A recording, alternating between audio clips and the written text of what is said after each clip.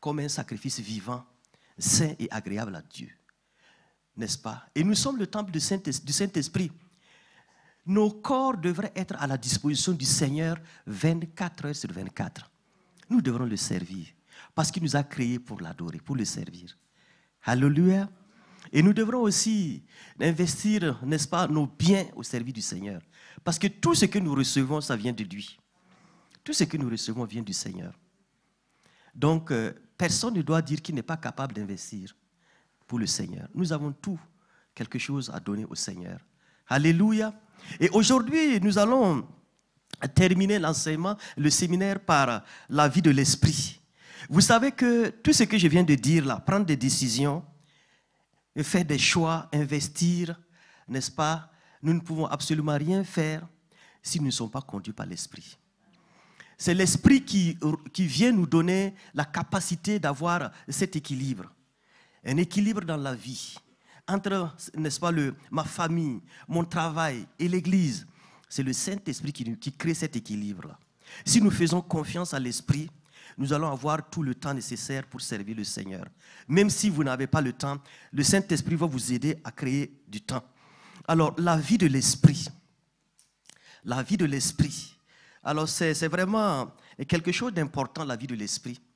Parce que nous avons été créés. Vous savez que l'homme a été créé à l'image de Dieu. Malheureusement, dans le jardin d'Éden, l'homme a échoué. L'homme a échoué à cause du péché. L'homme a été tenté. Il a été éprouvé par l'ennemi. Et malheureusement, n'est-ce pas, il a échoué. Et Jésus est venu pour relever le défi. Jésus est venu pour relever le défi. Et en partant, il a dit qu'il nous enverrait son esprit. N'est-ce pas, le consolateur, qui nous conduira dans toute la vérité. Et effectivement, à la Pentecôte, le Saint-Esprit est venu. C'était vraiment l'inauguration d'une ère nouvelle, n'est-ce pas, la Pentecôte. Et l'Esprit continue de se manifester jusqu'à aujourd'hui. L'Esprit continue de faire son effet. Et aujourd'hui, nous allons, n'est-ce pas, parler vraiment de l'action du Saint-Esprit, la vie de l'Esprit, n'est-ce pas, dans la vie des enfants de Dieu, dans la vie des élus. Et j'aimerais vraiment lire un texte dans la parole de Dieu avant de continuer, dans l'épître de Paul aux Romains. Romains au chapitre 8. Romains chapitre 8, versets 1 et 2. Romains chapitre 8, versets 1 et 2. Et la Bible déclare ceci: il n'y a donc maintenant aucune condamnation pour ceux qui sont en Jésus-Christ. En effet, la loi de l'esprit de vie en Jésus-Christ m'a affranchi de la loi du péché et de la mort. Alléluia! La loi de l'esprit de vie m'a affranchi de la loi du péché et de la mort. Donc j'aimerais d'abord vous parler des trois lois qui guident, n'est-ce pas, la vie des hommes. Les trois lois qui existent. La loi du péché, la loi de la mort et la loi de l'esprit de vie. Voici les trois lois qui gouvernent l'humanité tout entière. Peu importe que vous soyez chrétien, que vous soyez enfant de Dieu et que vous soyez même païen, ce sont ces lois-là qui guident les humains.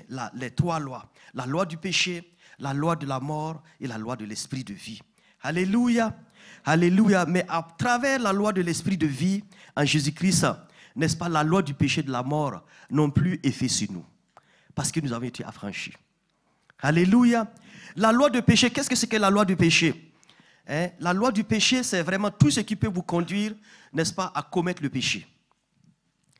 Toute faiblesse qui vous conduit vraiment à vous écarter du Seigneur, voici la loi du péché.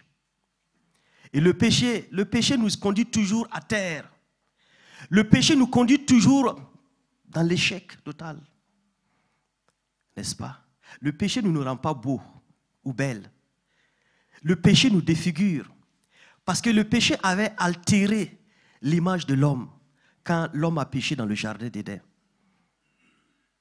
Le péché rend vilain, vraiment. Quand je regarde souvent, n'est-ce pas, ces hommes ou ces femmes qui dealent avec le péché dans la drogue, dans l'alcool, mais ils ne présentent pas bonne mine, pas du tout. Ils sont malheureux. Ils sont malheureux. Et c'est la loi du péché, malheureusement. Et c'est la loi du péché. La loi du péché, comme je l'ai dit au premier culte, elle fonctionne comme la loi de la gravitation. Et vous avez tous appris en physique que lorsqu'on jette un objet quelconque comme ça, rien ne peut l'empêcher d'atterrir, de tomber à terre. C'est ça la loi d'attraction. Et c'est la même chose. La loi du péché, c'est pareil. Ça nous tire toujours vers le bas. Et j'ai essayé d'imager la loi du péché par rapport à l'avion et qui décolle. Pour tous ceux qui ont déjà pris l'avion, vous savez que quand l'avion commence à décoller, il y a un combat qui s'engage entre l'avion et la terre.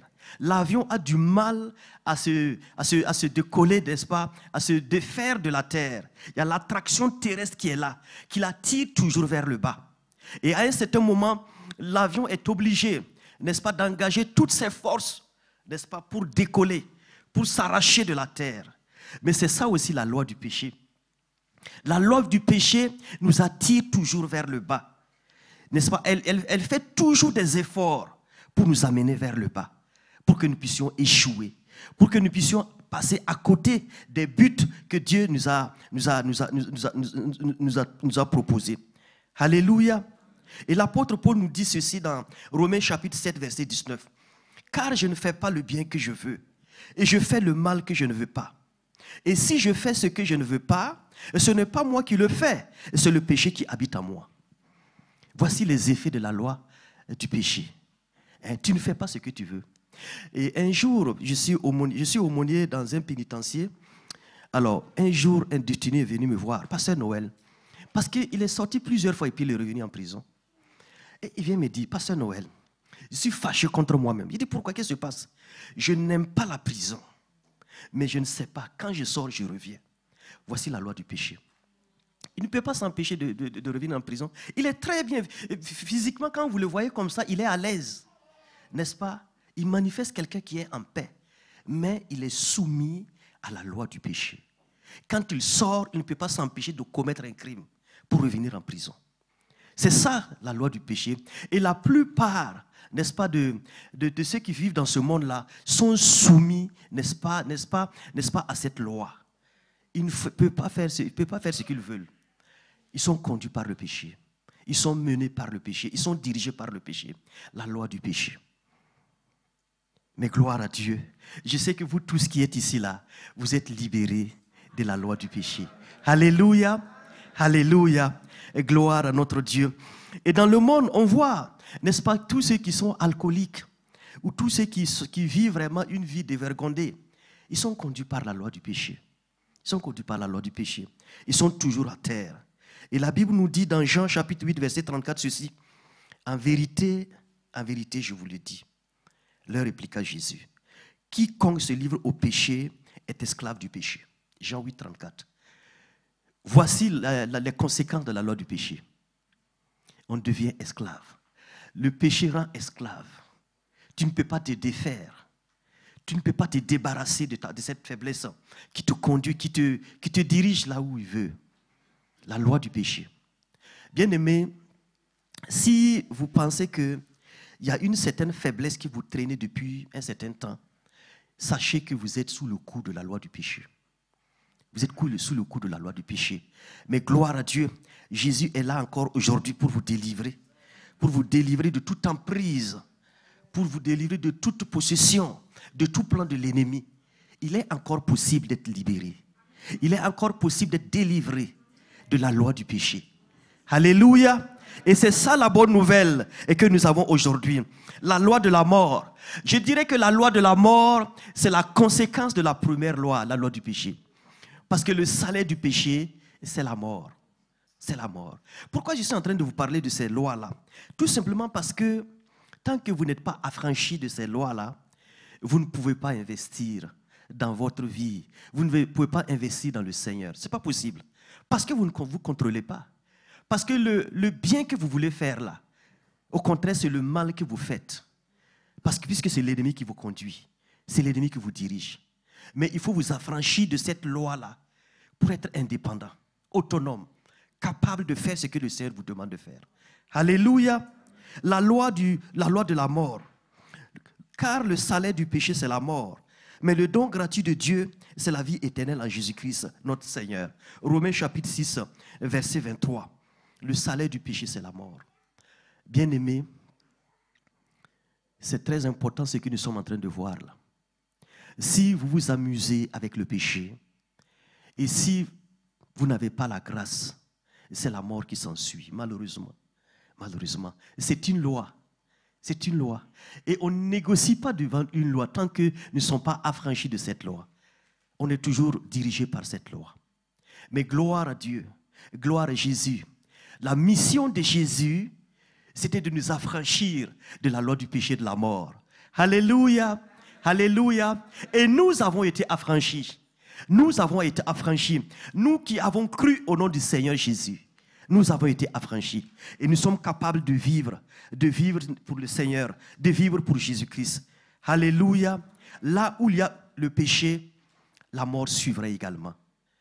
Et je disais tantôt que la loi du péché et la loi de la mort sont des sœurs jumelles. L'une ne va pas sans l'autre. L'une est la conséquence de l'autre. Alléluia. Mais si vous êtes conscient de ça, vous êtes sur le chemin de vous affranchir de ces deux lois-là. Alléluia. Heureusement que l'apôtre Paul nous a donné la loi de l'esprit.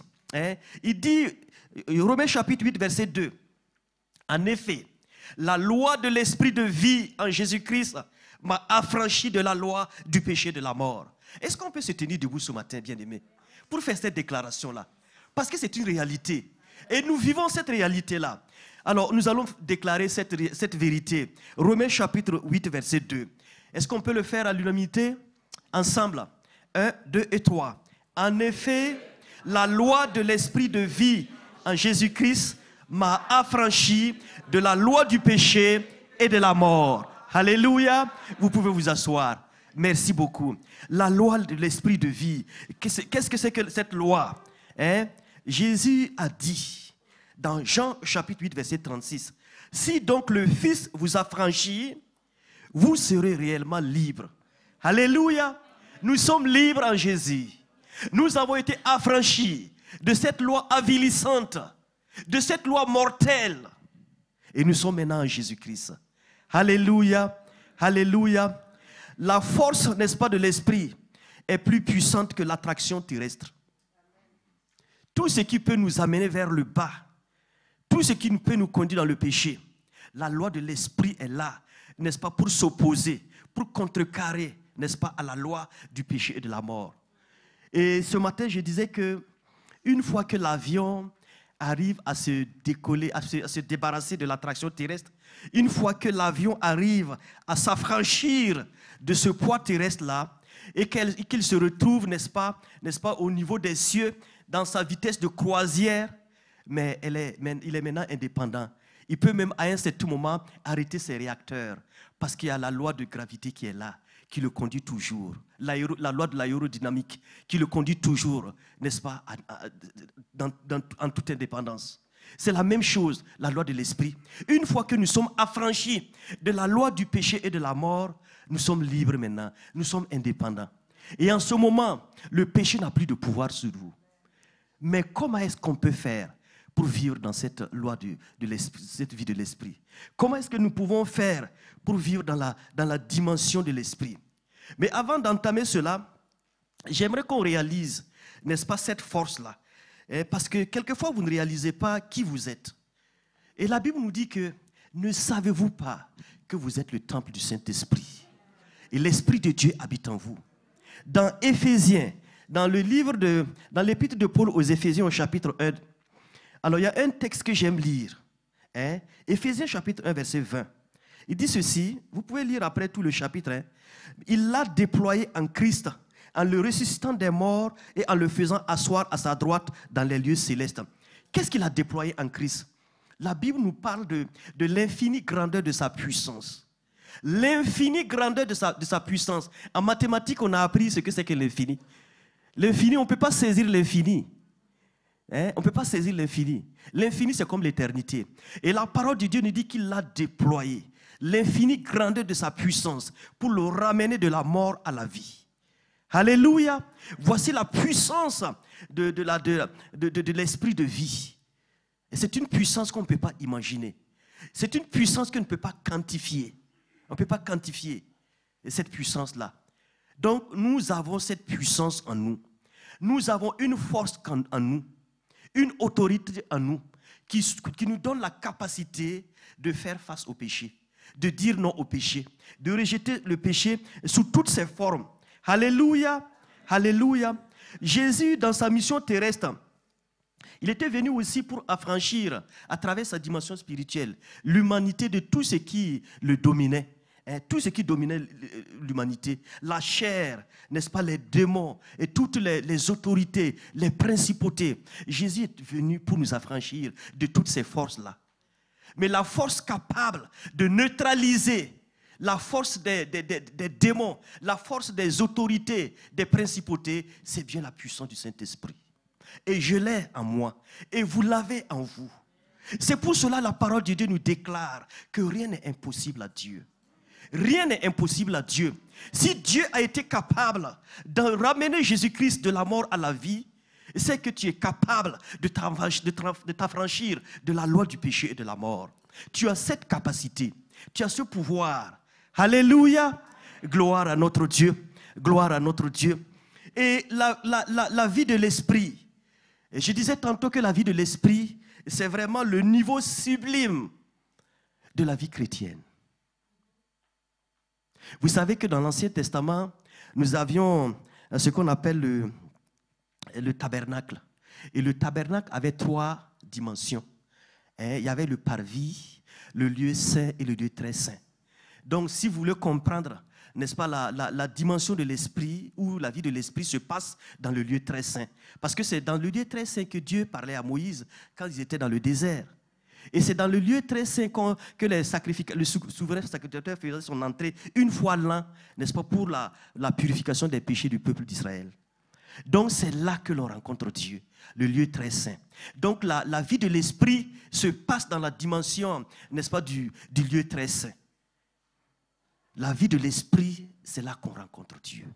C'est là où le Seigneur vraiment se manifeste. Et que ce soit vraiment le combat contre le péché, le combat, n'est-ce pas, contre tout ce qui nous assaille et qui sont du domaine de l'invisible, c'est dans la dimension de l'esprit, c'est dans le lieu très saint que nous pouvons remporter la victoire. Alléluia, alléluia, le Seigneur est tout puissant. Et quand nous sommes dans la dimension de l'esprit, n'est-ce pas, la loi du péché ne pèse plus sur nous. La Bible nous dit dans Romains, chapitre 6, verset 14, ceci. Romains, chapitre 6, verset 14. On va lire à partir du verset 13. Ne livrez pas vos membres au péché comme des instruments d'iniquité, mais donnez-vous vous-même à Dieu, comme étant vivants de mort que vous étiez, et offrez à Dieu vos membres comme des instruments de justice. Verset 14. Car le péché n'aura point de pouvoir sur vous, puisque vous êtes non sous la loi, mais sous la grâce. Alléluia. Dans la dimension de l'esprit, le péché n'a pas accès sur nous. Non, ce n'est pas possible. Parce que c'est la lumière qui est là. Notre lumière chasse les ténèbres. Quand nous agissons dans la dimension de l'esprit, le péché ne peut pas nous atteindre. Un peu comme le Seigneur Jésus-Christ. Qui me convaincra de péché? Voici ce que Jésus avait dit à ses bourreaux. Qui me convaincra de péché? Bien-aimés, quand nous sommes dans la dimension spirituelle, qui pourra nous convaincre de péché? Même si le péché tente, nous allons vaincre. Parce qu'il n'a plus de poids sur nous. Il n'a plus d'autorité sur nous. Nous avons le pouvoir de lui dire non. Alors, j'aimerais vous faire comprendre ceci. Est-ce que vous pensez que tout péché qu'on commet là, c'est volontaire? C'est volontaire, hein? Personne n'est venu. Le diable ne peut pas forcer quelqu'un. Le diable ne peut pas te forcer, n'est-ce pas, à faire de l'adultère. Il ne peut pas t'obliger. Il peut t'oppresser. Il peut te tenter. Il peut, n'est-ce pas, t'opprimer aussi longtemps qu'il veut. Mais il ne peut pas t'obliger à commettre le péché toi-même. Il ne peut pas t'obliger. Il n'a pas cette autorité-là. Parce que l'esprit qui est en nous est capable à un certain moment de réfléchir, de raisonner et de dire non. Le péché est toujours délibéré. Il est toujours délibéré. Tu fais l'adultère parce que tu le veux. Tu voles parce que tu le veux. Tu mens parce que tu le veux. Parce que tu as décidé de mentir. Mais si vous demeurez dans la dimension de l'esprit, vous n'êtes même pas capable de raisonner, n'est-ce pas, de façon maladroite. Parce que vous avez toujours envie d'être dans la présence de Dieu. Vous avez toujours envie de dire de bonnes choses, de dire la vérité. Parce que Jésus a dit que lorsque le Consolateur sera venu, il vous conduira dans toute la vérité. Alléluia. Il vous conduira dans toute la vérité. Et quand vous êtes dans la dimension de l'esprit, c'est la vérité qui vous anime. Et c'est pour cela, bien-aimés, on n'aimait pas Jésus. On n'aimait pas Jésus parce qu'il disait la vérité. Et si vous voulez, vous êtes des représentants de Christ là, si vous voulez vivre dans la dimension de l'esprit, personne ne va vous apprécier. Personne ne va vous apprécier. C'est pour cela il y a plusieurs serviteurs de Dieu qui sont combattus. Ils sont combattus parce qu'on ne les comprend pas. On ne les comprend pas. Ils disent la vérité, ils font ce que le Seigneur leur demande de faire. Et les autres qui les suivent, qui ne comprennent pas, n'est-ce pas, ils se révoltent. C'est ça la vérité. On n'aime pas la vérité. On n'aime pas la vérité. Parce que vous vivez dans la dimension de l'esprit. Mais même si le monde entier s'oppose à vous et que vous vivez dans la dimension de l'esprit et que vous vivez dans la vérité, continuez à vivre votre vie. Le Seigneur vous honorera. Les hommes vont vous outrager. Ils vont parler mal de vous, mais le Seigneur vous honorera. Alléluia. Gloire à notre Dieu. Gloire au Dieu vivant. Alléluia. La vie de l'esprit, c'est tout simplement vivre un véritable partenariat avec le Saint-Esprit. Le Saint-Esprit qui vit en vous. Le Saint-Esprit, vous qui êtes la demeure du Saint-Esprit. La vie de l'Esprit, quand on dit que quelqu'un vit dans l'Esprit, c'est qu'il a véritablement un partenariat, une communion véritable avec le Saint-Esprit. Il ne peut absolument rien faire sans parler au Saint-Esprit, sans communiquer avec le Saint-Esprit. Alléluia, gloire à notre Dieu. Et la Bible nous dit, dans 1 Jean chapitre 2, verset 27, ceci. Pour vous, l'onction que vous avez reçue de lui demeure en vous. Et vous n'avez pas besoin qu'on vous enseigne. Mais comme son onction vous enseigne toutes choses, et qu'elle est véritable, et qu'elle n'est point un mensonge, demeurez en lui, selon les enseignements qu'elle vous a donnés. Alléluia. Nous avons l'onction, nous avons le Saint-Esprit. Nous avons la puissance du Saint-Esprit. Nous avons la puissance de Dieu en nous. Et le Saint-Esprit, n'est-ce pas, la vie de l'Esprit ne s'applique pas seulement, essentiellement aux activités de l'Église. Vivre dans la dimension de l'Esprit, ce n'est pas seulement passer le temps à faire des jeûnes et des prières. Ce n'est pas seulement l'évangélisation. Ce n'est pas seulement, n'est-ce pas, les activités de louange et d'adoration. Ça dépasse la vie de l'Église. C'est au-delà de la vie de l'Église. La vie de l'Esprit s'applique même dans votre profession. Un médecin, par exemple, n'est-ce pas, qui communique avec l'Esprit, qui vit dans la dimension de l'Esprit, il est recherché partout dans le monde entier. Parce qu'il ne diagnostique pas comme les autres. N'est-ce pas? Si c'est un chirurgien, il ne fait pas sa chirurgie comme les autres médecins, parce qu'il a l'éclairage de l'Esprit. Et il est capable même de te dire que non, mon frère, ce n'est pas le temps pour toi de faire une intervention. Parce que tu n'as pas toutes les chances de passer à travers. Parce qu'il a la révélation de l'Esprit. La vie de l'Esprit s'applique dans tous les domaines. Et comme je avais donné l'exemple ce matin, un de nos frères à l'église qui est informaticien, ils avaient un problème informatique dans l'entreprise. Et tous les ingénieurs ont passé du temps à faire une recherche pour trouver le bug, le problème. Ils ont passé du temps à y chercher, ils ne trouvaient pas. Ils sont venus avec tous les programmeurs pour pouvoir trouver la solution, mais n'en ont pas trouvé. Mais ce frère-là, qui n'était même pas un des grands ingénieurs de la maison, il est revenu à la maison et puis il a prié. Il a demandé au Seigneur de l'aider. De l'aider vraiment à trouver cette solution-là, parce que c'était quand même un produit qui devrait être livré dans un délai très bref. Il est parti à la maison, il a prié, il a intercédé, il a prié, il a demandé au Saint-Esprit de lui donner la lumière. Et effectivement, dans la nuit, il a eu la révélation, il a reçu la solution. Et le lendemain, il est parti pendant le briefing de la journée là, il a donné vraiment, n'est-ce pas, il a présenté la solution qu'il avait reçue. Et effectivement, quand ils ont appliqué au logiciel, ça fonctionnait. Et tout le monde était content. Bien aimé, la vie de l'Esprit dépasse le cadre de l'Église. La vie de l'Esprit fait de vous la lumière du monde. le sel de la terre, des solutions pour l'humanité. Alléluia. Ceux qui vivent dans la dimension de l'esprit sont capables de créer. Ils sont capables de créer des choses qui n'existent pas. Alors, moi, je prie toujours pour mes enfants. Et quand je prie pour eux, je demande à Dieu de faire en sorte que mes enfants soient capables de créer des choses qui n'existent pas, de mettre au point des systèmes qui n'ont jamais existé, des ministères qui n'ont jamais été développés. Mais c'est ça la vie de l'esprit. Quand vous vivez dans la dimension de l'esprit, vous êtes capable de développer de nouveaux ministères. Des ministères qui n'existent partout, dans aucun pays. Parce que c'est la vie de l'esprit. Et si jusqu'à présent, en 2023, l'Église existe toujours, c'est à cause de l'esprit. C'est à cause du fait que le Saint-Esprit se manifeste encore. C'est à cause du fait que des hommes et des femmes prient en esprit pour l'Église. Ils soutiennent l'Église. Et je donnais l'exemple de cette Église locale. Si en 2023, l'Église existe toujours, Pasteur Adama n'est plus là. Il n'est plus là. Mais qu'est-ce qui fait continuer l'Église? C'est l'esprit. Parce que des hommes et des femmes de cette assemblée ont intercédé. Ils ont prié. Et le Saint-Esprit s'est manifesté. Et El Shaddai va continuer. Va encore continuer.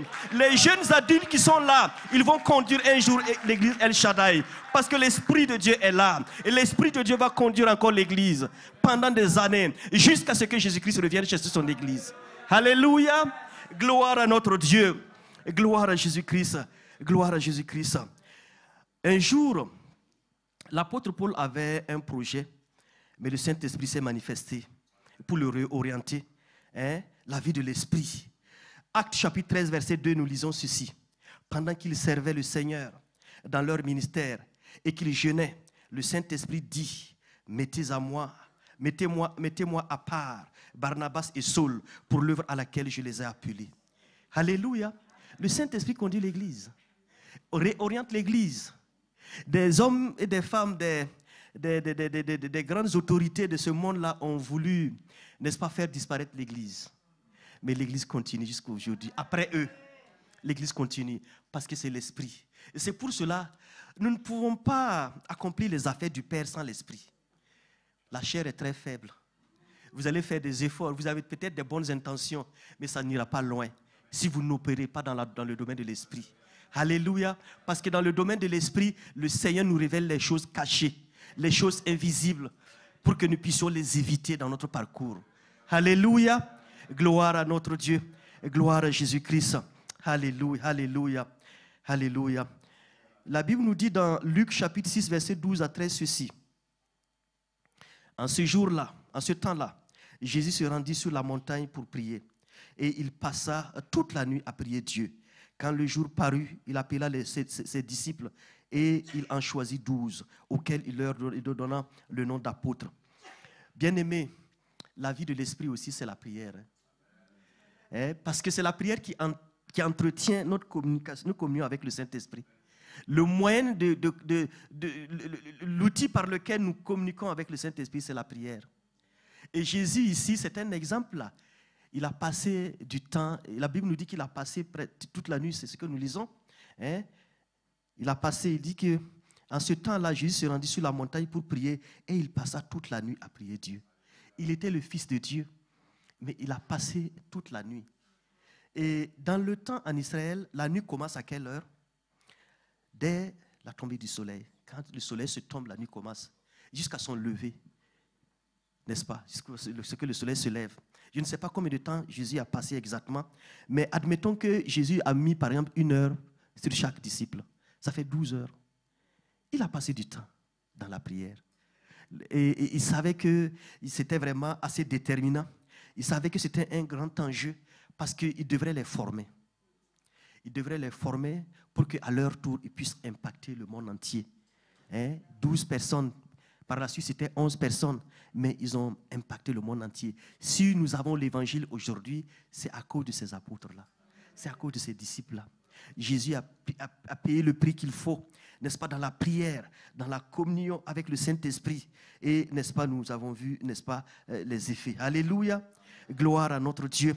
Et le Saint-Esprit, la vie de l'Esprit, a une directive. Ce que j'ai nommé directive de la vie de l'esprit là. Qu'est-ce que c'est que cette directive? Jésus a dit dans Luc chapitre 2 verset 42 ceci. Père, si tu voulais éloigner de moi cette coupe, mais si tu voulais éloigner de moi cette coupe, et par la suite il a dit, toutefois, non pas ce que je veux, non pas ma volonté, mais la tienne. La directive de la vie de l'esprit, c'est non pas ce que je veux, mais ce que tu veux. Vous savez, l'homme, la nature de l'homme là, l'amène toujours à faire ce qui est facile, ce qui est opportun, ce qui est à sa disposition. On veut faire vraiment, selon sa nature, ce qui est proche de lui. Mais la Bible, Jésus a dit, non pas ce que je veux, mais ce que tu veux. Quelquefois, nous allons contre nos intérêts. Quand tu veux vivre la vie de l'esprit, nous allons contre nos intérêts, n'est-ce pas? Mais c'est ça, la bonne direction. C'est ça qu'il faut. Donc, la directive de la vie de l'esprit, c'est non pas ce que je veux. Non pas ce que je veux. Peut-être, regardez un peu l'histoire d'Abraham et son neveu Lot. Lot a choisi, n'est-ce pas, la meilleure partie. Là où il y avait la verdure. Là où il y avait le potentiel. On parle de potentiel aujourd'hui. Là où vraiment, c'était possible de faire de grandes choses. Parce qu'il y avait la verdure. On pouvait semer, on pouvait planter, on pouvait tout faire.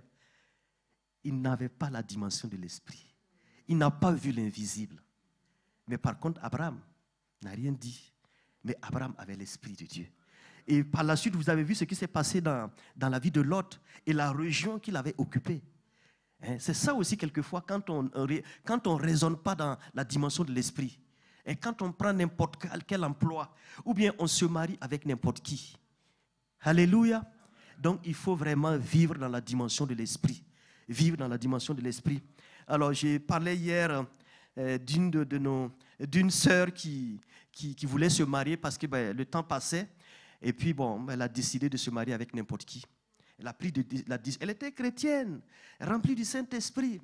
Et elle a décidé de se marier avec n'importe qui. Effectivement, elle a eu un homme qui était très bien, n'est-ce pas, au niveau professionnel.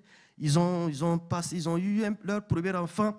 Et quand le premier enfant est venu, les problèmes ont commencé. Et vous savez ce que le mari a dit devant le juge quand ils étaient partis pour faire le divorce? Il a dit au juge que le Dieu de sa femme combat son Dieu. Donc, il y avait un combat. Il dit que ma femme, elle ne m'a jamais trompé, elle n'a jamais commis de bêtises vraiment assez majeures, n'est-ce pas, au point que je puisse me séparer d'elle. Mais c'est parce que tout simplement, son Dieu combat mon Dieu. C'est ça, quand on fait des choix, n'est-ce pas, dans la chair. Quand on fait des choix, n'est-ce pas, qui ne sont pas conduits par l'esprit. C'est dommage, hein? C'est dommage. Donc, la vie de l'esprit nous apporte l'abondance. La vie de l'esprit nous apporte la paix. La vie de l'esprit nous apporte le bonheur. Et Jésus a dit qu'en moi, vous aurez tout. N'est-ce pas? Quelquefois, l'homme, c'est le temps. Que le temps passe vite, je n'ai pas de travail. Le temps passe vite et tous mes amis, toutes les personnes de ma génération, ils ont déjà construit, ils ont déjà des maisons et tout. Et moi, la vie de l'esprit, ce n'est pas ce que je veux. Ce n'est pas ce que je veux, mais ce que le Seigneur voudrait. Alléluia. Alléluia. Si on comprend ça, ça ne nous dérange plus là. Alléluia.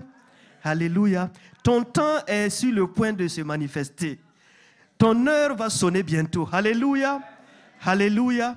Gloire à notre Dieu. Gloire à notre Dieu. Donc la vie de l'esprit, c'est vraiment d'accomplir la pleine volonté de Dieu. De faire ce que le Seigneur te demande de faire. Alléluia. Et sans la vie de l'esprit, la foi chrétienne est stérile, morose. C'est la routine. Sans la vie de l'esprit, l'Église va devenir une association. Vous savez que au début du siècle là, au début de l'Église, il y a plusieurs mouvements d'Église qui sont nés là. Plusieurs dénominations qui sont nées à une certaine époque. Mais aujourd'hui, en 2023, on réalise qu'il y a certains mouvements, n'est-ce pas, qui sont restés comme ça. Ça n'a pas évolué. Ou certains mouvements même ont disparu. Aujourd'hui, on a des églises qu'on vend, des églises qu'on transforme en bibliothèques un peu partout dans le monde. Mais au début, c'était vraiment des mouvements religieux, des mouvements d'église là. Parce que l'esprit n'est pas là. L'esprit n'est pas là. Et je disais tantôt que quelquefois, n'est-ce pas, les serviteurs de Dieu, et c'est malheureux de le dire, hein, ils se font de la concurrence. Nous avons une grande église, nous avons une assemblée de 5000 personnes, nous avons un beau bâtiment avec toutes les convivialités, on a un beau bâtiment, un beau parking. Mais bien aimé, je vais vous dire ceci, la plus grande église, et l'église qui va demeurer jusqu'à ce que Jésus-Christ revienne là, c'est l'église où l'Esprit de Dieu se manifeste. L'église où les hommes et les femmes sont oints. L'église où l'onction se manifeste. L'église où l'onction est là. L'église où les malades sont guéris. L'église où les hommes et les femmes ont des solutions à leurs problèmes. Voici la plus grande église. La plus grande église, pardon. Alléluia. Et vous êtes cette église. Vous êtes cette église. Alléluia. Gloire à notre Dieu. Gloire à Jésus-Christ. Gloire à Jésus-Christ. Alléluia. Alléluia. Bien-aimés, vous allez réussir sur cette terre-là si vous vivez dans la dimension de l'esprit. Car rien n'est impossible à Dieu. Ce qui est impossible à la chair, par l'esprit, tout est possible. Alléluia. Hier, nous avons prié pour le projet de 1000 membres, n'est-ce pas? Avec le projet El Shaddai. Ne vous inquiétez pas, bien-aimés. Ce n'est ni par la force, ni par la puissance, mais par l'esprit. Et Zorobabel avait dit, qui es-tu, grande montagne, devant Zorobabel? Tu seras aplani. Parce que ce n'est pas par la puissance ou la force, mais c'est par l'Esprit de Dieu. Avec l'onction, avec la puissance du Saint-Esprit, vous êtes capable de faire l'impossible. Alléluia. Avec l'onction, vous êtes capable de créer ce qui n'existe pas, de développer de nouveaux ministères. Alléluia. Alléluia. Quel espoir. Nous avons de l'espoir en Jésus. Parce que le Saint-Esprit est là pour nous accompagner. Le Saint-Esprit est là pour nous conduire. Alléluia. Alléluia. Avec l'Esprit, nous sommes capables de faire de grandes choses. Et Jésus nous l'avait prévu, hein, dans Jean 14, 12. En vérité, je vous le dis, celui qui croit en moi fera aussi les œuvres que je fais. Et il en fera de plus grandes, parce que je m'en vais au Père. Et je pense que beaucoup n'ont pas compris cette vérité-là. Ils n'ont pas compris cette vérité-là. Nous sommes capables de faire de plus grandes choses que Jésus, parce que tout simplement, nous ne voulons pas nous substituer à Jésus, mais tout simplement, il y a une réalité qui est là. Jésus a eu tout simplement 3 ans et demi pour son ministère. Et aujourd'hui, on réalise que ce n'est pas les mêmes époques, ce ne sont pas les mêmes époques. À l'époque de Jésus, pour faire passer l'évangile, il fallait parcourir des villages entiers, quelquefois même à dos d'âne ou bien à pied. Mais regardez aujourd'hui, avec la technologie, on peut atteindre n'importe qui. Il y a des gens qui nous suivent depuis, peut-être, c'est pas moi, l'Afrique ou quelque part, depuis l'Asie. C'est ça. Donc, avec l'esprit, nous sommes capables de créer, d'innover, de faire des choses qui n'existent pas pour que l'évangile puisse aller très loin. Alléluia, alléluia. Gloire à notre Dieu, gloire au Dieu vivant, gloire au Dieu tout-puissant. Le Seigneur est fidèle, le Seigneur est tout-puissant. Alléluia, alléluia. Et la vie de l'esprit crée également des connexions incroyables. Non seulement dans le ministère, mais dans le monde séculier, dans les affaires, dans n'importe quel domaine. Si vous exercez une fonction libérale, Dieu, à travers son esprit, est capable de créer des connexions pour vous. Et des gens vont vous contacter un peu partout dans le monde. Je vais rencontrer une telle personne, je vais rencontrer un tel pasteur. Parce que le Seigneur m'a mis à cœur de faire quelque chose avec vous. Et je me base sur le texte de Actes chapitre 8, versets 29 à 31, qui dit ceci.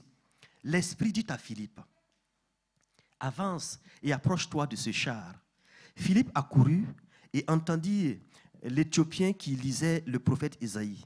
Il lui dit, comprends-tu ce que tu lis? Il répondit, comment le pourrais-je si quelqu'un ne me guide?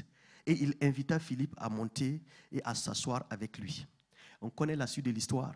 Qui était Philippe? Philippe était un des diacres à l'église. Et c'est l'Esprit qui l'a conduit à faire cette rencontre extraordinaire-là. Il a rencontré un haut fonctionnaire éthiopien. Et à travers cette connexion, cette rencontre, l'évangile était ouvert à l'Afrique. Quelle connexion. C'est la même chose pour vous aujourd'hui. Si vous êtes dans la dimension de l'esprit, ne vous préoccupez pas de vos lendemains. Ne vous inquiétez pas du tout.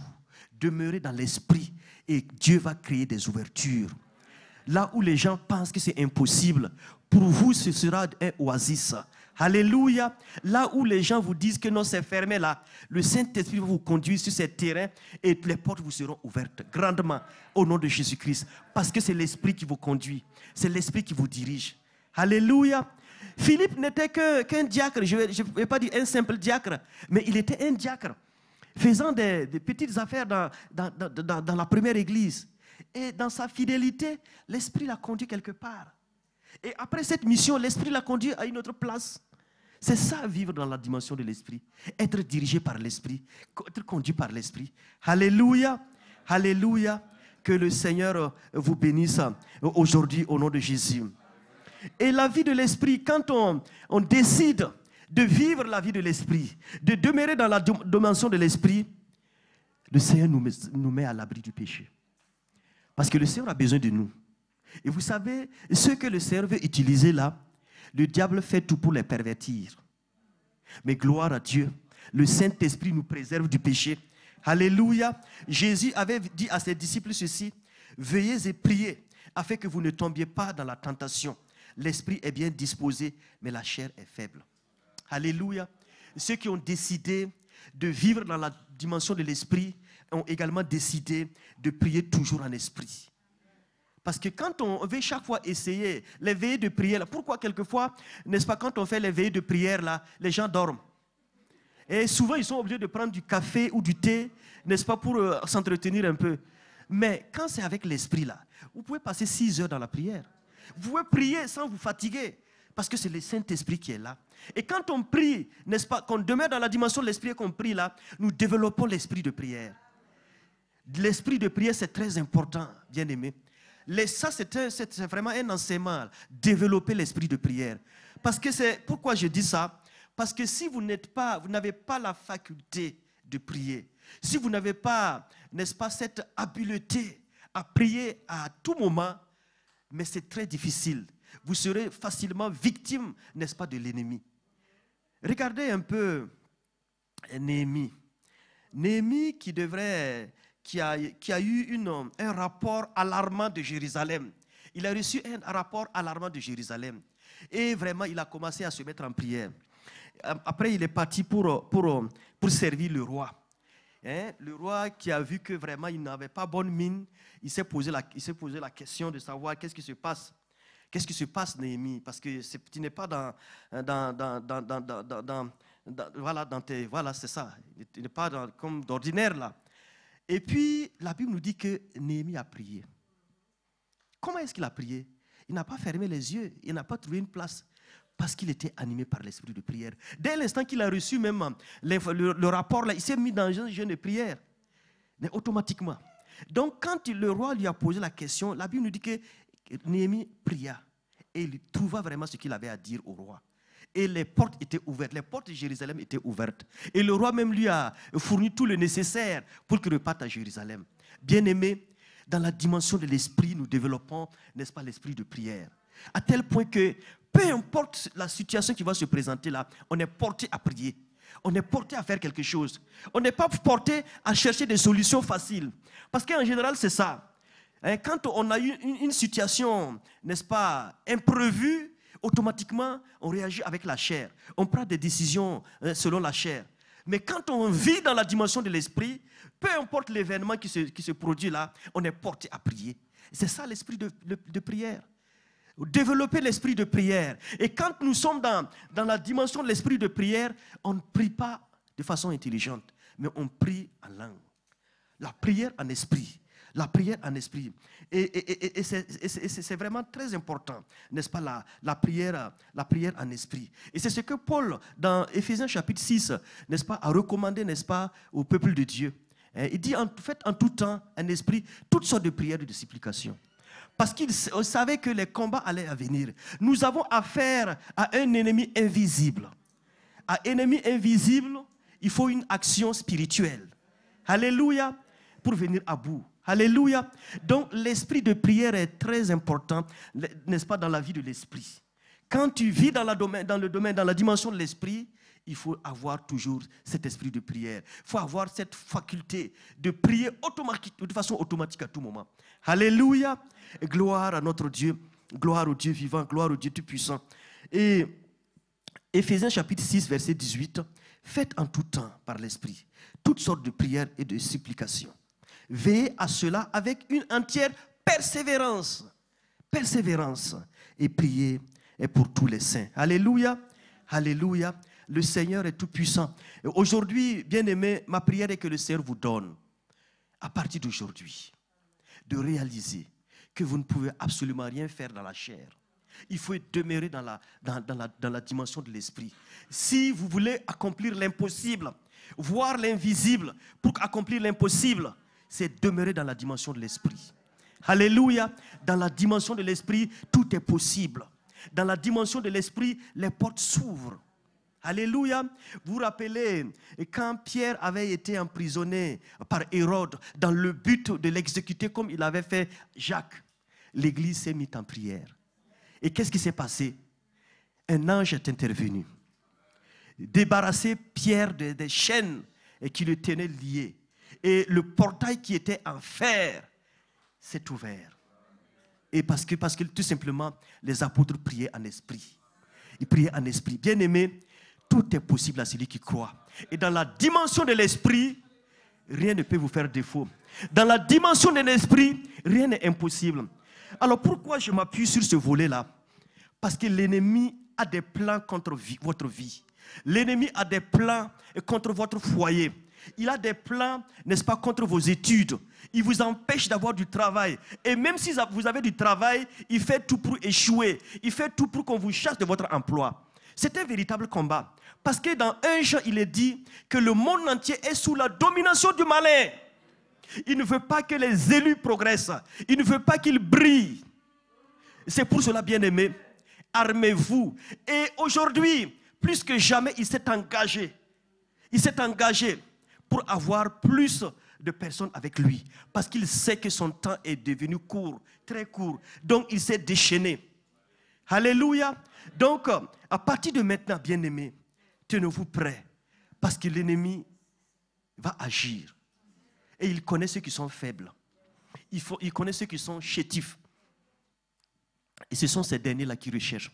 Mais si vous vous levez, vous commencez à rentrer dans la dimension de l'esprit, à rechercher ardemment le Saint-Esprit. Le Saint-Esprit va vous visiter et vous allez désormais vivre dans la dimension de l'esprit. Alléluia, alléluia. L'ennemi, il envoie toutes sortes de maladies, des accidents, l'esprit de mort qui se manifeste par des maladies terribles pour vous angoisser, pour que vous puissiez mourir même avant l'âge prévu. Mais bien aimé, le Saint-Esprit est là pour nous soutenir. Alléluia. Le Saint-Esprit est là pour pallier à toute insuffisance et pour nous donner la capacité de résister et de remporter la victoire. Est-ce qu'on peut se tenir debout ce matin, bien-aimé? On peut se tenir debout ce matin, bien-aimé. Alléluia. Alléluia. Alléluia. Alléluia. Alléluia.